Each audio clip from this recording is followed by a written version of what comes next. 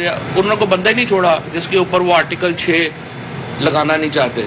मैं जज साहब को बताना चाहता हूँ कि अगर आर्टिकल 6 के केसेस बनने शुरू हुए ना जी, यहाँ पर रस्से कम पड़ जाएंगे, गले बहुत ज़्यादा हैं। वो काम किया करें जो आप कर सके। सियासी बातों में इस तरह की तलखियाँ लाना आपका काम नहीं है। अंतर आप किसी मिशन पे हैं कि आपने एक तलखियाँ लानी है तो फिर तो एक अलहदा बात है, लेकिन जब आपको जवाब मिलेगा फिर आगे सियासत से फिर आप आसमान पे जा लगते हैं कि देखें ये हो गया वो हो गया। ऐसी बातें ना करें, हमें फिर पूरा बताना पड़ेगा ये फैसले कैसे हुआ क्या किया। तो रिस्ट्रेन का मुजाहरा करें। आर्टिकल 6 के केसेस यहाँ पे पाकिस्तान में बनने शुरू होंगे, गले कम पड़ जाएंगे, रस्से कम पड़ जाएंगे, गले बहुत ज़्यादा है। वो काम करें जो आप कर सकते हैं। और ये जजमेंट जो है ये इंशाअल्लाह ताला इसको हम पार्लियामेंट जब आएगी, अभी तो पार्लियामेंट ही नहीं है, इस वक्त तो एक मकबूजा असम्बली है जिस असम्बली में राजा रियाज साहब जो हैं वो लीडर ऑफ अपोजिशन है। और जब वो लोटे बन रहे थे उस वक्त अनफॉर्चुनेटली ज़मीर हमारा नहीं उठा और सारे जजेस ने फैसला किया कि उस वक्त तो हमने कोई उस वक्त इकट्ठा नहीं होना। बाद में 12 सुप्रीम कोर्ट ने फैसला दिया, लेकिन अब जो ज़मीर जो है वो जागा है। तो मेरी नज़र में ये जो असम्बली है इसके अंदर कोई रिप्रेजेंटेटिव नहीं, ये असम्बली इस वक्त चूँकि रिप्रेजेंटेटिव नहीं है, पाकिस्तान की सबसे बड़ी जमात ही इस असम्बली में नहीं है, तो जाहिर है आप इसको रिप्रेजेंटेटिव असम्बली तो नहीं कह सकते।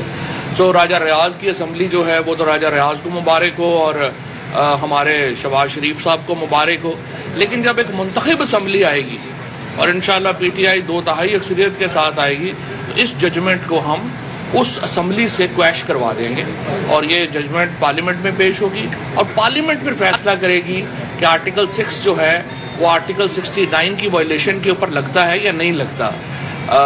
क्या जजेस जो हैं वो आइन तोड़ने, अगर जजेस आइन तोड़े उसकी क्या सज़ा होनी चाहिए, और अगर कोई इंडिविजुअल की इंटरप्रिटेशन अलहदा है तो उसकी क्या सज़ा होनी चाहिए।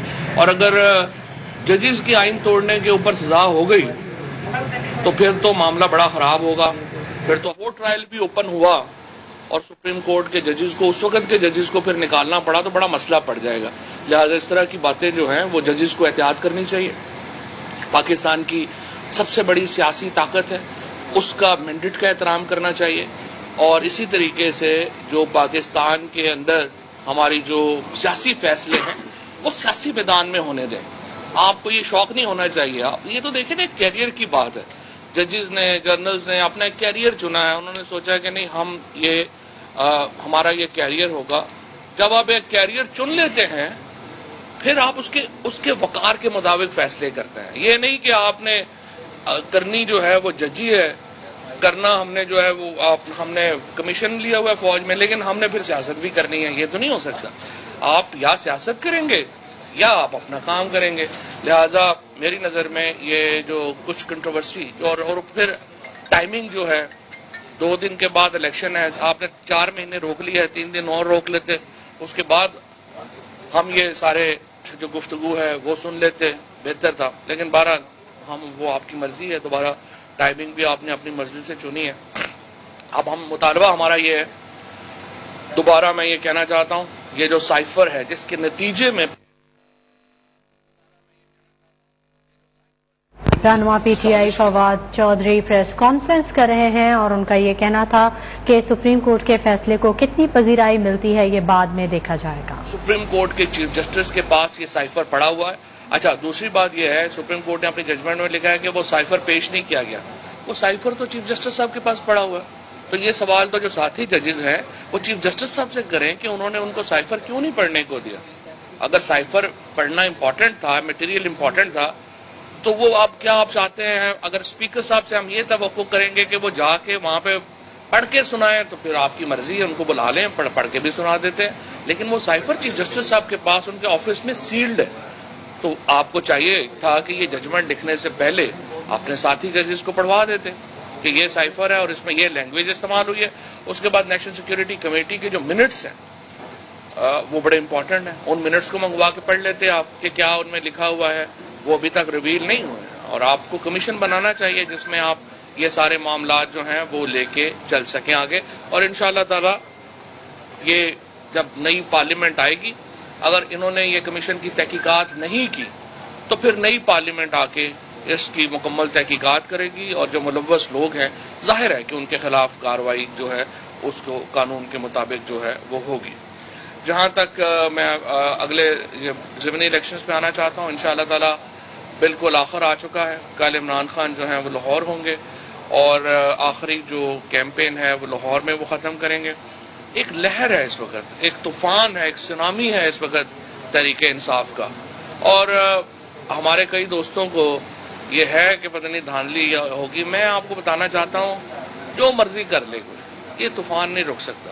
اس وقت پی ٹی آئی کا، پاکستان کے غیور عوام کا یہ اس وقت ایک فیصلہ ہو چکا ہے، اور انشاءاللہ اس فیصلے کو وہ اپنی مہر سے بلے پر مہر لگا کے یہ فیصلہ اناؤنس کریں گے، اور یہ فیصلہ انشاءاللہ میرٹ کے اوپر ہوگا، دیگر فیصلوں کی طرح نہیں ہوگا. شکریہ. فواد صاحب یہ فرمائیے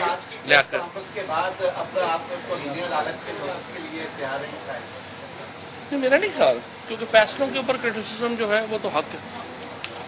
فواد صاحب یہ فرمائے گا کہ حکومت کی جانب سے کہا جا رہا ہے کہ پیٹرولیم مصنوعات میں جو ہے وہ کمی کرنے جا رہے ہیں، کیا سمجھتے ہیں کہ اس سے جو ضمنی الیکشن ہے اس میں کوئی اثر انداز ہونے کی کوشش ہو سکتی ہے؟ یہ حکومت بیسیکلی جو ہے نا یہ فراڈیوں پہ مشتمل ہے، اور ساری حکومت جو ہے اس کا سارا یہ ان کا جو سب سے بڑا پرابلم ہے، نون لیگ اور پیپلز پارٹی نے جو اپنی سیاست تباہ کی ہے وہ تباہ اس لیے کی ہے کہ انہوں نے اب یہ سمجھا ہے کہ لوگ تو بے وقوف ہیں، لوگوں کو تو عقل نہیں ہے. سو یہ اس طرح کے فیصلے کرتے ہیں. مجھے آپ بتائیے، سب سے پہلے تو مجھے بتائیے، مریم نواز جو ہے جو ایک سزا یافتہ خاتون ہے اور وہ ضمانت کے اوپر ہے، مجھے آپ بتائیے وہ کس حیثیت میں یہ اناؤنسمنٹ کر رہی ہیں کہ یہ تیل کی قیمت کم ہو رہی ہے یا زیادہ ہو رہی ہے؟ یہ ملک ہے، یہ تماشا ہے. اس کے بعد کوئی جو ہے وہ اٹھ کے آ جاتا ہے، وہ کہہ دیتا ہے کہ یہ حمزہ شہباز کو سپریم کورٹ نے گارنٹی لی کہ وہ سٹاپ گیپ کے طور کے اوپر کام کریں گے. حمزہ شہباز جو ایسے کام کر رہا ہے کہ جیسے اس نے زندگی میں جانا ہی نہیں ہے. یہ ایک پورا فراڈیوں کا ایکچولی ایک اجتماع ہے جو پاکستان پہ اس وقت ملوث ہے. پیٹرول کی قیمت تو اس وقت 150 روپے پہ آنی چاہیے جو عالمی مارکیٹ میں کریش ہو گئی ہے، تو یہ 150 روپے پہ لے کے آئے، ہم تو اس کو ویلکم کریں گے، ہم کی مخالفت کریں گے. سر یہ بتائیے گا کہ پچھلے دنوں چائنیز وزیر خارجہ کی ایک انتہائی اہم اسٹیٹمنٹ آئی ایشین نیشنز کے حوالے سے کہ بڑی گیم کا مہرہ نہ بنے. اب سنا ہے کہ بائیڈن بھی جو ہے وہ مشرق وسطیٰ کا دورہ کر رہے ہیں، جبکہ مولانا فضل الرحمان اور شیخ سراج نے حج کے موقع پر چھٹیاں کی تھیں، اور بائیڈن کا آخری پڑاؤ جو ہے وہ سعودی عرب میں ہو رہا ہے.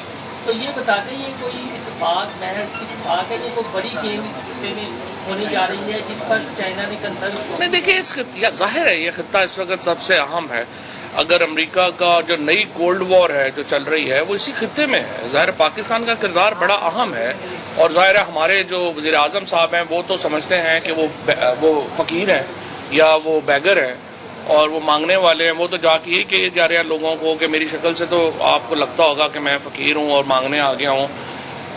ان کو پتہ ہی نہیں ہے کہ پاکستان کتنا اہم ملک ہے، ان کو پتہ ہی نہیں ہے کہ وہ کتنی اہم اس وقت ذمہ داری کے اوپر بیٹھے ہوئے ہیں. وہ تو مذاق میں بیٹھے ہوئے ہیں، سوائے اس کے کہ یہ سولر پینل منگوا لو، اتنے پیسے اس میں بنا لو. یہ جو مریم شہباز نے کیا، اورنگزیب نے کیا، اپنے خاوند کو سگریٹ انڈسٹری میں بلینز آف روپیز دے دو، یہ تو اسی کام پہ لگے ہوئے ہیں. یہ پاکستان کی قوم کی توہین ہے کہ یہ لوگ آج پاکستان کو لیڈ کر رہے ہیں اتنے اہم جو ہسٹوریکل جنکچر کے اوپر. فواد صاحب یہ بتائیں کہ چیف جسٹس ظاہر ہے جھوٹ تو نہیں بول رہے ہوں گے کہ ان کو سائفر نہیں ملا، کوئی کہیں مس انڈرسٹینڈنگ تو نہیں ہو گئی، کوئی کنفرمیشن ہے کہ ان کو سائفر پہنچ گیا تھا؟ نہیں، سائفر تو سیلڈ ان کے آفس میں ہے نا. چیف جسٹس صاحب نے یہ نہیں، وہ تو چونکہ پیپلز پارٹی کی میں دیکھ رہا تھا کہ جو شہری رحمان ہیں اور باقی لوگ، ان میں چونکہ عقل نہیں ہے، یہ بیچارے یا تو وہ بوڑھی ہو گئی ہیں، بڑی ان کی یادداشت ختم ہو گئی ہوگی. یہ جو سائفر کی جو بات کر رہی ہے سپریم کورٹ کہہ رہے ہیں کہ اس پروسیڈنگز میں ہمارے سامنے نہیں آیا. اس پروسیڈنگ کے بعد آپ کو یاد ہوگا کہ اسپیکر نے وہ ان کو کیبنٹ نے جب الاؤ کیا تو پھر اسپیکر کو وہ گیا تھا، کیونکہ آپ یہ آفیشیل سیکرٹ ایکٹ تھا، کیبنٹ نے اس کی آفیشیل سیکریسی ختم کی اور پھر بھیجا. وہ اب چیف جسٹس صاحب کے پاس ہے. یہی تو میں اس پہ حیران ہوں کہ جب 3 مہینے کے بعد فیصلہ آ رہا ہے، یہی آپ نے کمیشن بنایا ہوتا اور کمیشن کی ایک رپورٹ آ گئی ہوتی اور باقی لوگوں کے ساتھ شیئر ہوگی ہوتی، فیصلہ مختلف ہوتا. چوہدری صاحب یہ بتائیے گا، آپ کی گورنمنٹ تھی، پاکستان مسلم لیگ نون کی جانب سے بیان بازی کی جاتی تھی فوج کے خلاف، اداروں کے خلاف، جرنیلوں کے خلاف، تب آپ انہیں غدار کہتے تھے. آج آپ کی پوری پریس کانفرنس کے اندر آپ نے جرنیلوں کو بھی تنقید کا نشانہ بنایا، ججز کو بھی تنقید کا نشانہ بنایا. پاکستان تحریک انصاف کی لیڈرشپ جو ہے وہ تمام ججز کو، جرنیلوں کو تنقید کا نشانہ بنا رہی ہے. تو آج آپ اپنی جماعت کے بارے میں، اپنے لیڈرز کے بارے میں کیا کہیں گے؟ پاکستان میں ججز اور جرنیلوں کے بغیر ملک نہیں چلتے. ان کی بڑی اہمیت ہے. جو اسٹیبلشمنٹ ہر ملک کا ایک ریڑھ کی ہڈی ہوتی ہے، اس کے بغیر تو ملک نہیں چلتے. نہ میں ججز کے اوپر بات کر رہا ہوں، نہ جرنیلوں کے اوپر بات کر رہا ہوں. ایشوز کے اوپر بات ہو رہی ہوتی ہے. ایشوز کے اوپر آپ تنقید کرتے ہیں، ایشوز کے اوپر آپ تنقید نہیں کرتے ہیں. ابھی سپریم کورٹ نے فیصلے دیے ہیں، بہت زبردست فیصلے دیے ہیں. ابھی یہ والا جو سپریم کورٹ کا فیصلہ ہے، یہ فل آف کنٹراڈکشنز ہے. سو آپ نے جو فیصلہ ہے، جو ایشو ہے، اور جو اچھے صحافیوں کو بھی جو کرنا چاہیے، جو بدقسمتی سے پاکستان میں ختم ہی ہو گیا ہے، آپ ایشو ٹو ایشو اپنا سٹینڈ لیتے ہیں. یہ نہیں ہوتا کہ آپ ایک طرف ہر طرف پی ٹی آئی کی طرف ہی ہو جائیں اور دوسرا پورا جو ہے وہ نون کی طرف ہی ہو جائے اور تیسرا جو ہے وہ فلانے طرف ہو جائے. ایشو ٹو ایشو آپ اپنا جو ہے وہ سٹانس رکھتے ہیں اور اس کے مطابق آپ اپنی گفتگو کرتے ہیں. آصف علی زرداری نے کہا ہے کہ بلاول کو اپنی زندگی میں وہ وزیر اعظم بننا دیکھنا چاہتے ہیں، اور دوسری نومبر میں وہ نومبر سے پہلے صدر بننے کی کوششیں کر رہے ہیں. تو کیا آصف علی زرداری اس گیم میں کامیاب ہو جائے؟ نہیں، میرا خیال ہے، دیکھیں آصف زرداری صاحب کا خواب تو بڑا لیجٹیمیٹ ہے، کیونکہ یہ زرداری فیملی ہو گئی، شریف فیملی ہو گئی، یہ تو ہم جیسے کمی کمینوں کو اوپر رول کرنے کے لیے پیدا ہوئے ہیں. اور یہی انہوں نے بتایا ہے کہ آپ لوگ، جس طرح مریم نے بھی اس دن کہا ہے، ہم نسل در نسل جو ہے وہ ہم حکومت کریں گے. بلاول صاحب بھی نسل در نسل حکومت کریں گے. تو یہ تو ان دونوں فیملیز کا جو حق ہے وہ اسی کو کلیم کر رہے ہیں. ہم سارے جو کمی کمین ہیں، ہم سارے کھڑے ہیں کہ جناب آپ آ جائیں، دوبارہ نیکسٹ بادشاہ آ جائے، ہم اس کے پیچھے جو ہے وہ لگ جاتے ہیں. مطلب بےہودہ لوگ ہیں، ان کو شرم عقل ہی نہیں ہے کہ یہ اس طرح کی باتیں جو ہیں وہ کر رہے ہیں. بلاول بھٹو پاکستان کی تاریخ کا سب سے فیلڈ خارجہ منسٹر ثابت ہو رہا ہے، اور وہ ہنا ربانی گھر کو بھی لے کے بیٹھ گیا ہے. اور آپ دیکھیں پاکستان کی خارجہ پالیسی جتنا جس طرح ابھی ہم بات کر رہے تھے، اتنے ہسٹوریکل جنکچر کے اوپر، جبکہ پاکستان ایک کی ملک ہے.